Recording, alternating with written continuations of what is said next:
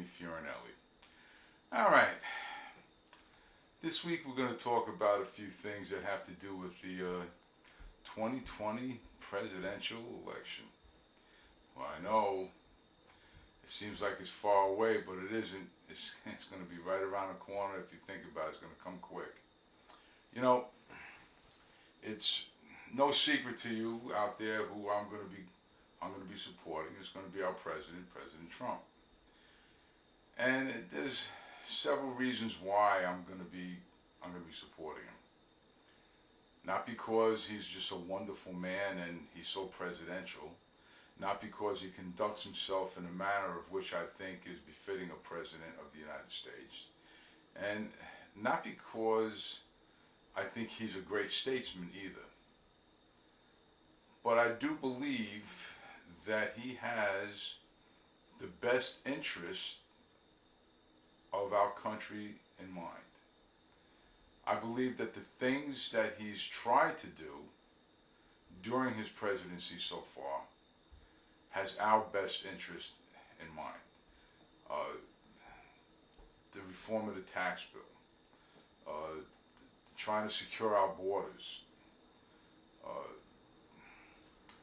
lowered the unemployment rate. I mean, come on, for Black and Hispanics especially, they're the lowest rates in decades as far as unemployment goes.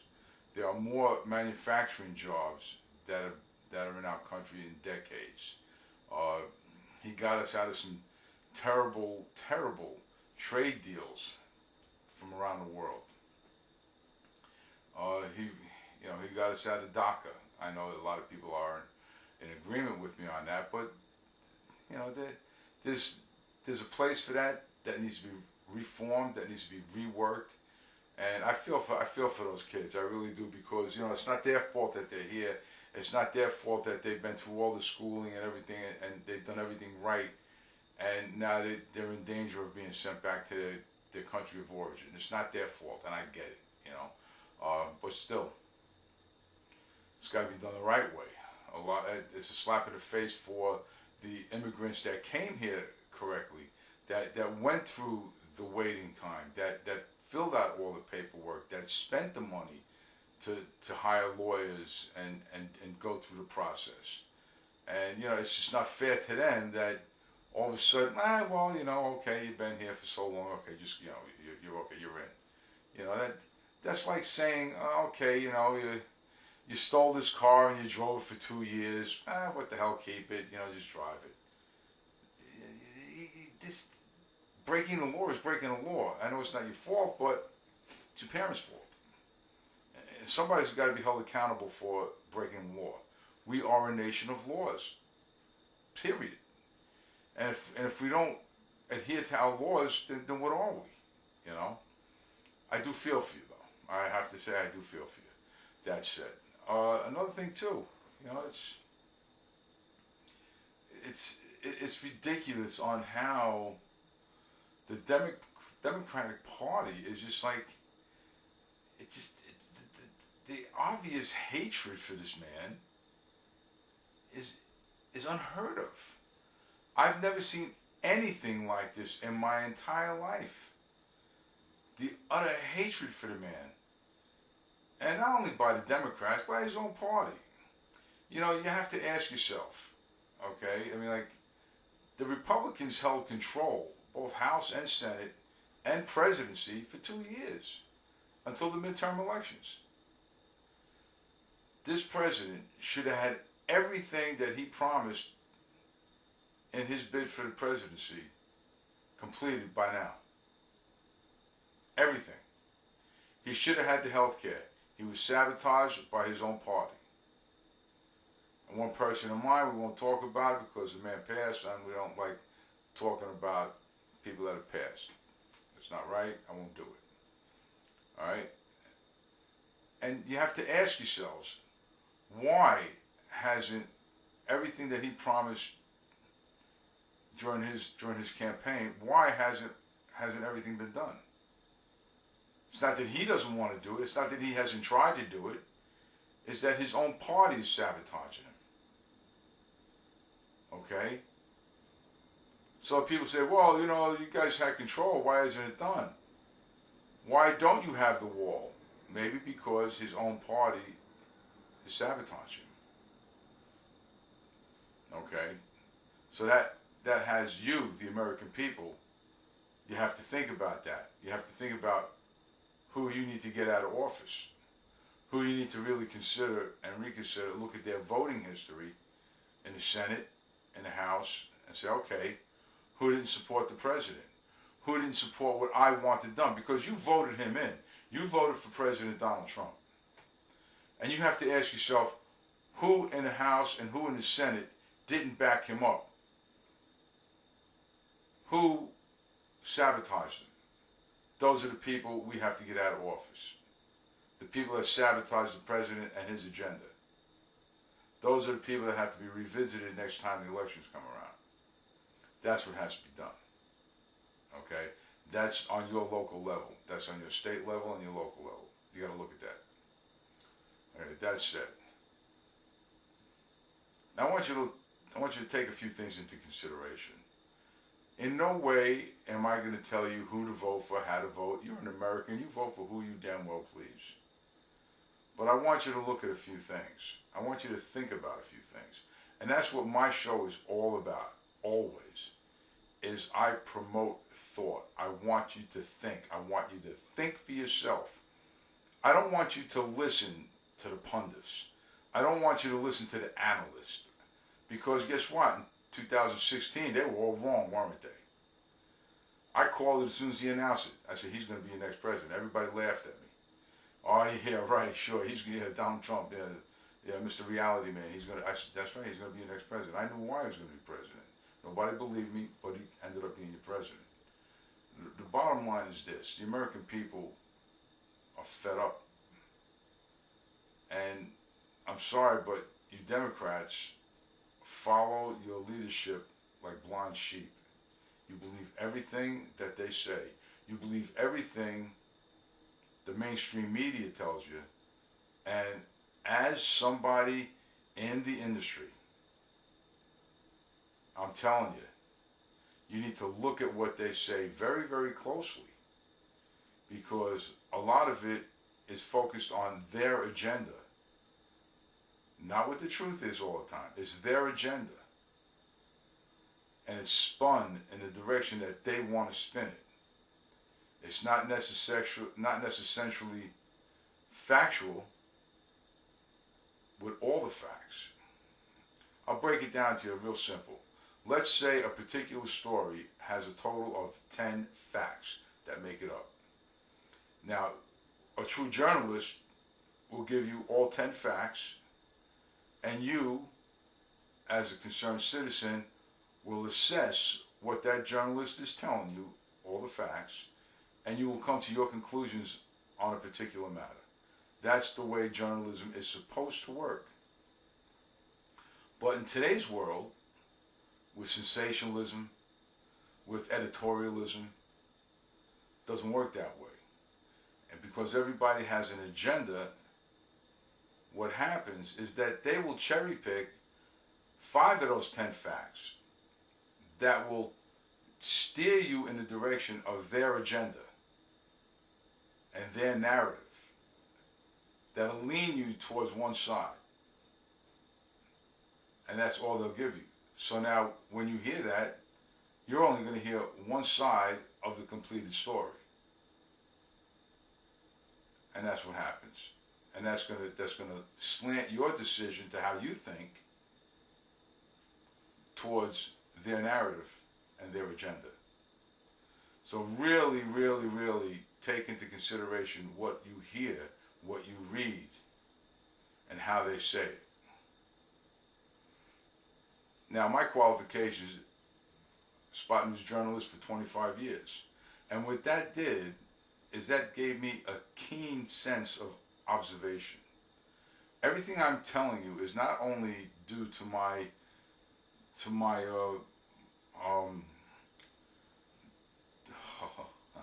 my seniorness is coming out, to my research, excuse me. It's not due to my research on what I look up and how I go about doing things.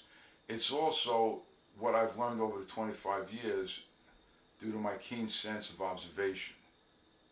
I observe. I look at things closely. I watch. I see who's saying what, how they're saying it, how they're delivering it, body language, mannerisms, voice control. I look at all those things, and I do it just naturally. It's not that I'm actually paying attention, but I can look at somebody and I can tell whether or not they're snowing me. I can tell whether or not they give me a line or not, and I'm pretty good at that, you know, because I have to, in the street, I have to discern whether or not somebody is telling me the truth when I'm trying to gather facts about a story that I need to back up my photographs or my video with.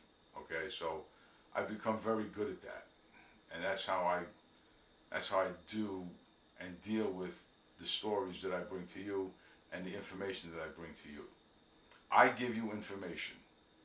You do with this information what you wish. You either believe me or you don't believe me.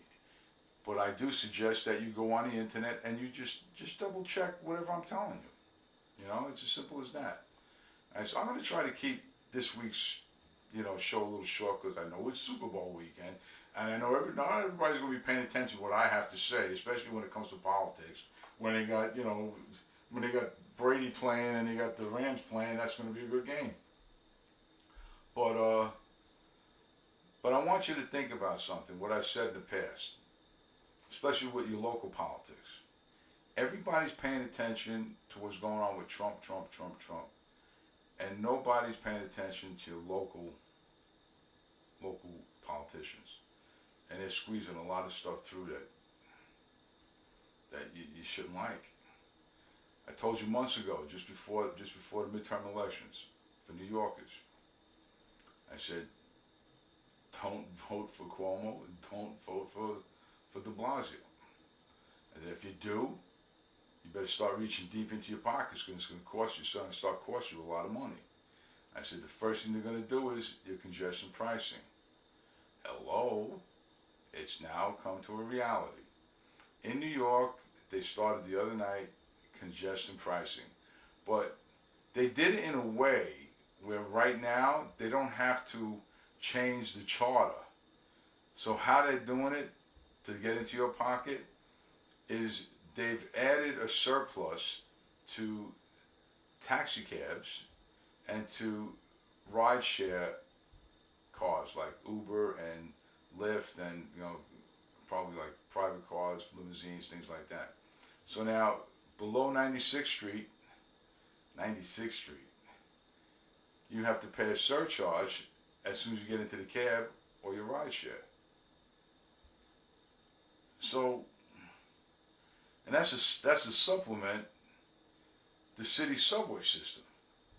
And again, I don't understand why there isn't anybody so up in arms that they're demanding or even bringing a lawsuit against the MTA, the governor, New York State, or whatever, demanding a forensic accounting of every dime that has gone into that system from not only the fares that people pay, which are millions of people every day that ride the subway and the Long Island Railroad, and just the MTA, period. But not only that, but all the money collected from the bridges and tunnels in the New York City area. And that's a lot of money because we're a hub. I don't understand why there isn't anybody suing the state, MTA, whatever, to find out where is that money going. Because that is millions and millions and millions of dollars. And no one's doing it. But yet they're trying to bang us for more money. And what pisses me off is that they're not even hitting the people that ride the subways. They're hitting people that drive. I don't understand that. I don't ride the subways. Well, I don't take a cab either. But still, I got to go over the bridge and tunnel. That's a lot of money. $8 change, or $6 change when you use the Easy Pass. Still, that's a lot of money to pay a toll to go from one borough to the next. or to get out of the city to go upstate or go west or go south. They're killing us, man. They're taking us for a ride. And nobody is bringing a lawsuit to see where that money's going. I don't understand that. That should be the Attorney General of New York. But guess what? That's Governor Cuomo's little sweetheart there. She's in his pocket now. That'll never happen with the Attorney General. And where's all these watchdog organizations that are out there to protect the consumer? They're like, forget it. Nobody sees them anymore.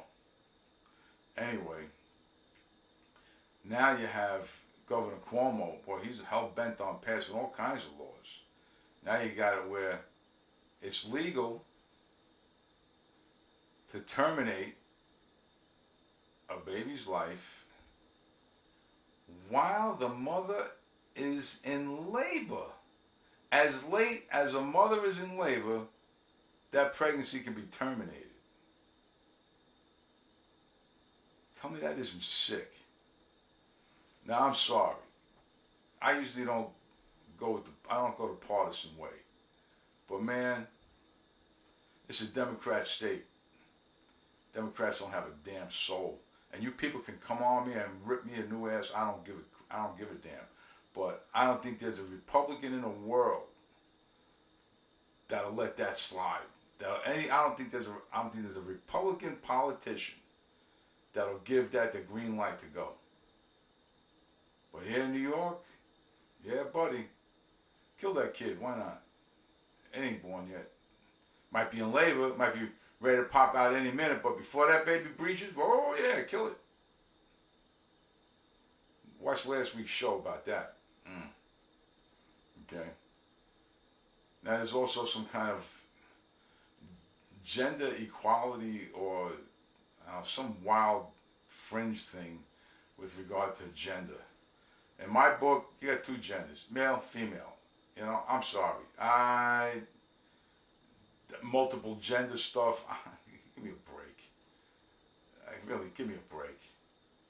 You want to mutilate yourself, knock yourself out. I don't care what you do, but politically, that's your business. That ain't mine.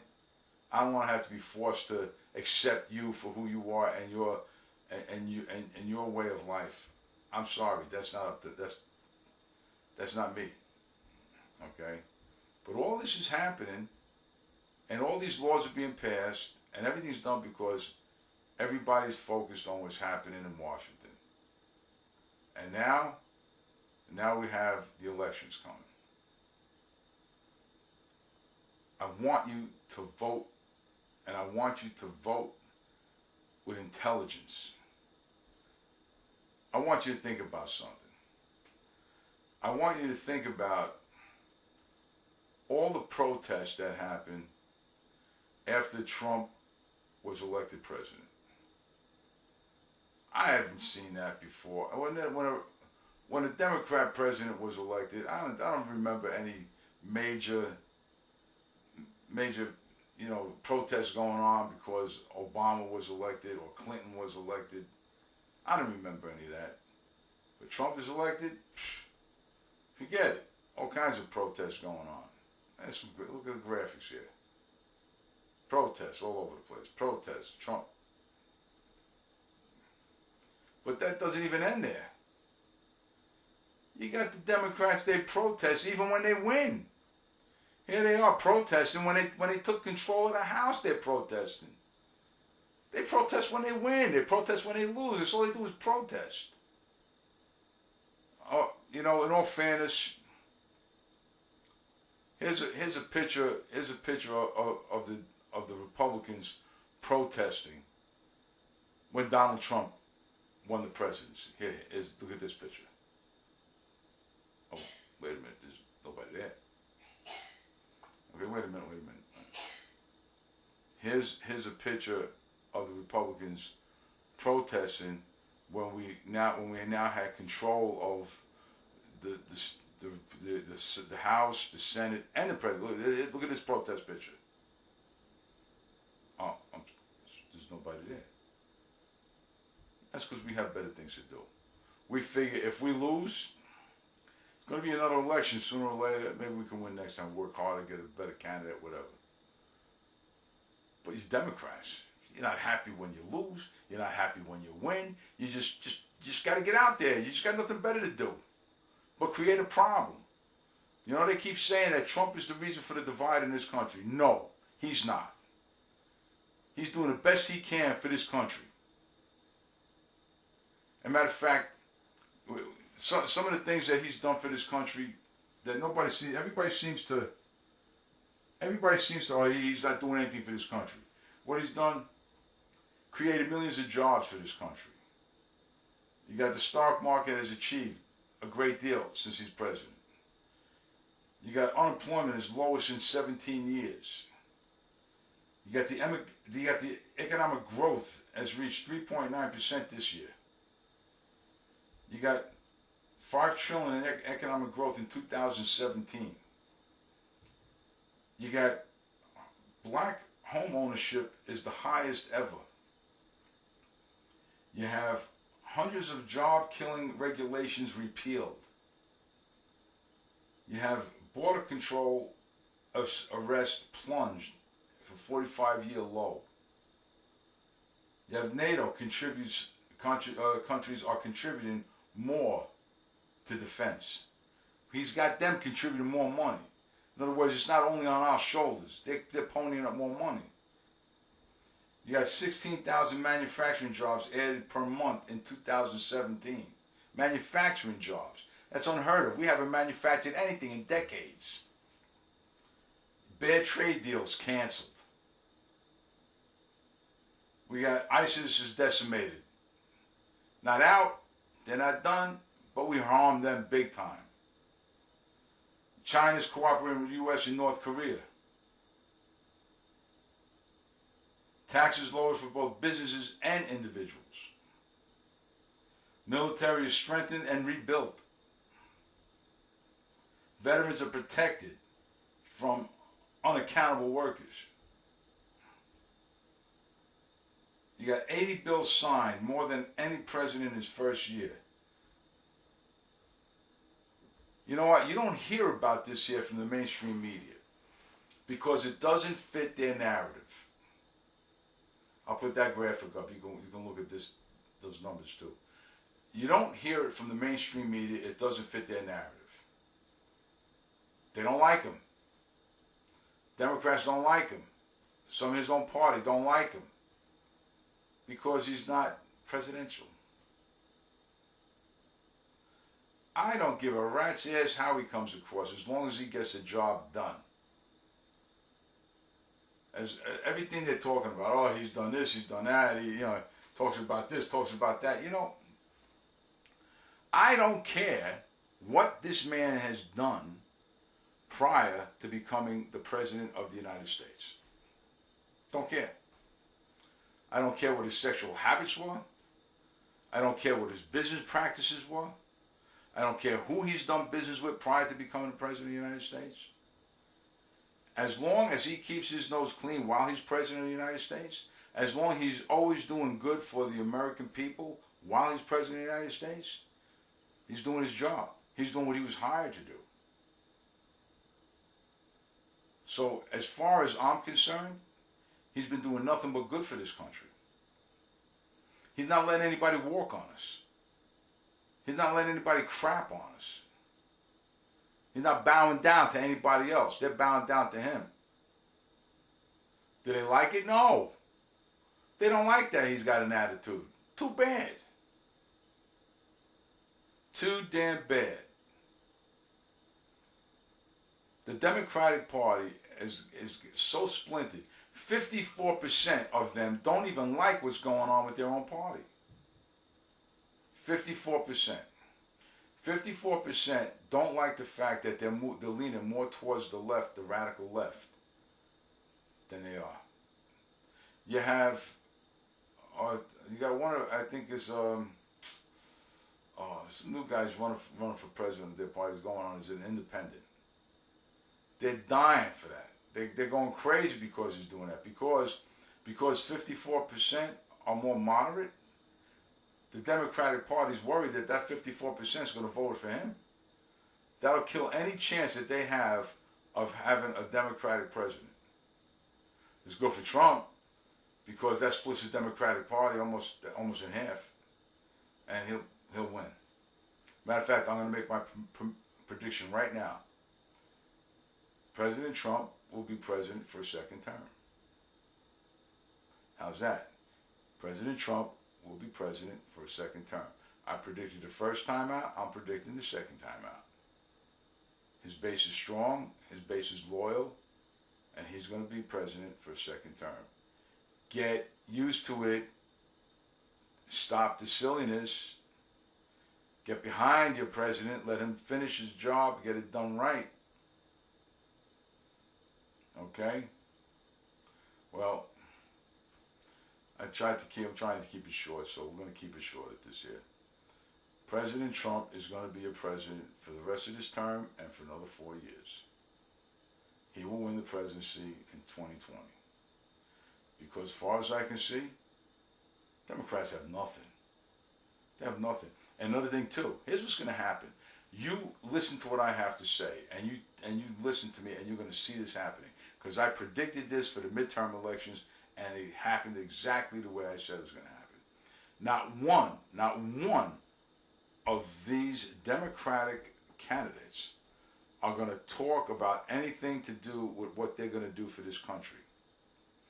Every one of them is going to bash Trump. It's going to be a bash Trump campaign.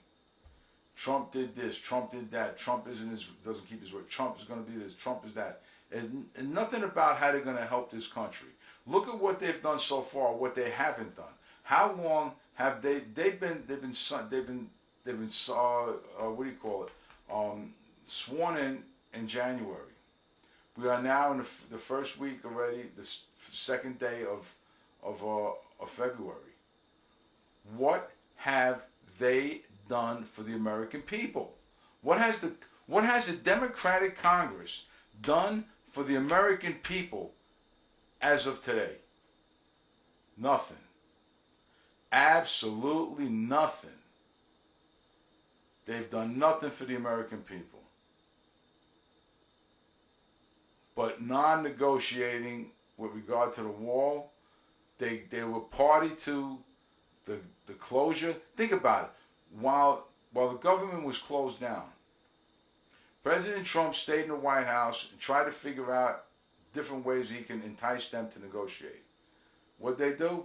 Nancy Pelosi wanted to go take a vacation to the war zone for two hours or something and take 96 people on a vacation across several countries. Trump stopped that plan. Nancy Pelosi wanted to went on vacation. They all went on a 3-day nice long weekend. Nobody was in the house. Nobody tried to solve this problem. They all went away. That's what they did for the American people. That's what they did for the 80,000 people, 80,000 workers that were without a paycheck. They went on a long weekend. They didn't even stay to work. That's your Democratic Congress. Think about this. You want a Democrat to run the whole show. When 2020 comes, we'll see what they've accomplished, and if you people vote them in again on the next whoever's got to be up for re-election in the Congress, God help you. God help you. These people, they're experts at obstruction, delay, and get reelected. That's all they do. Delay, get reelected, kick the can down the road. They don't bother trying to do anything. But take your money. Take your money, give me a vote. Take your money, give me a vote. Take your money, give me a vote. And then spend your money. Tax you to death. Tax you to death, new programs to help this one, help that one. Take your money to go pay for somebody who don't want to work. That's what they're good for. So just keep that in mind. Keep that in mind when the polls open up to vote for your new president or re-elect your old president. Choice is up to you. But just look at the track record. At least your president is trying. He can't help it if they're not if they're not writing the bills, put them through the Senate, and put them on his desk for him to sign. If there's nothing on his desk to sign, that's not his fault. Well, it's going to be one hell of a campaign, man. I got to tell you that. It's going to be crazy. It's going to be nasty. It's going to get down in the mud. It's going to get dirty. And he's going to prevail. Enjoy the game. See you next week. Bye-bye. God bless you all. It's Anthony Fiorinelli saying, see you.